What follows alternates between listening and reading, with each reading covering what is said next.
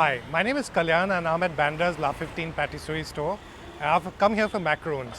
Whenever I come here, I remember my early days in Mumbai when I met my wife, to-be wife Kainaz, and we used to date, and she would go to these Irani cafes and pick up macarons for her dad. And those macarons were very different from the macarons which Pooja introduced me to, because those were the Italian style macarons and were like almond and coconut cookies, while these are meringue based, and you bite into them and there's this lovely juicy filling inside. We've fallen in love with the macarons over here, and we've tried all the flavors, and I think our favorite is the dark chocolate macaron. We've tried macarons all over the world, including in Cannes in France, and we feel that the macarons at La 15 with their balance and subtlety matches up with the best. They also make some very nice red velvet chocolate cupcakes here and a Nutella brownie. So I'm in luck today because Pooja Dhingra happens to be at the store. So I'm going to catch up with her and figure out what lies behind the La 15 Patisserie story. So join me.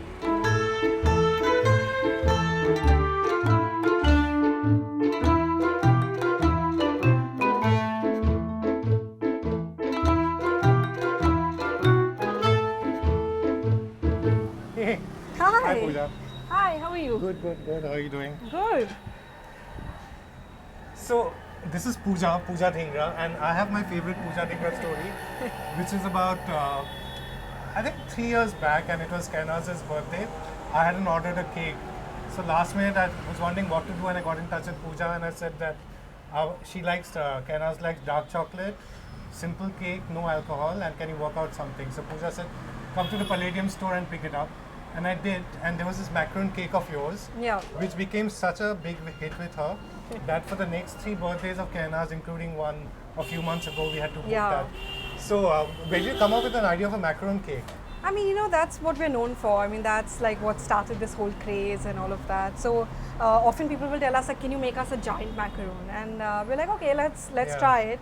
And then it just became such a novelty thing because you see And something. is it always the dark chocolate? Because No, we it can- we like the dark yeah, chocolate. you like one. no. It can be any. It can be any flavor.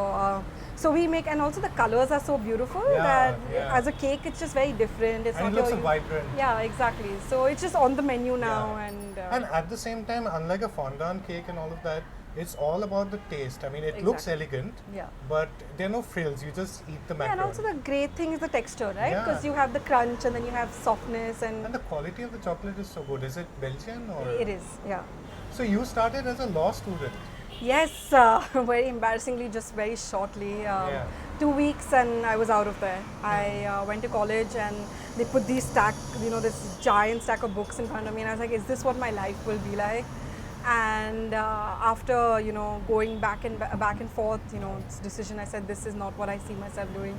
I'm a very creative person. I love working with my hands. I love generating and creating new things. So law was definitely not for me. And now when I look at contracts, Yeah. I'm just like, I'm so glad I don't do this every day. Yeah. So how do you get the idea of getting into a baking school?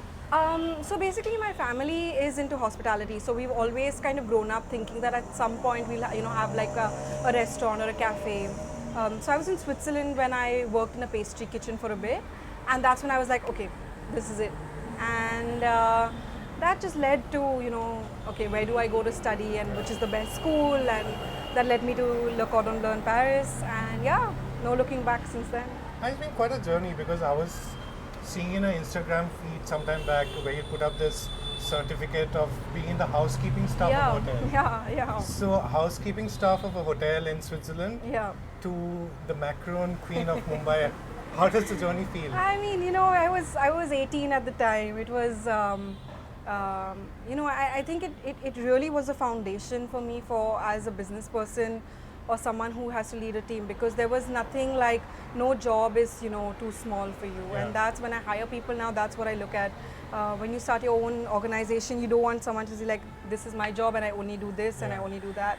And I think that's what I learned there. It was like anything you told me, whether it was, today you're only going to make beds, I would make the beds. If I was cleaning toilets, I would clean the toilets.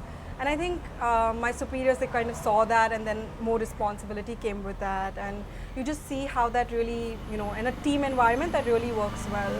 So they've all been like learning experiences that shape the way I lead today. Which are the biggest obstacles to look out for?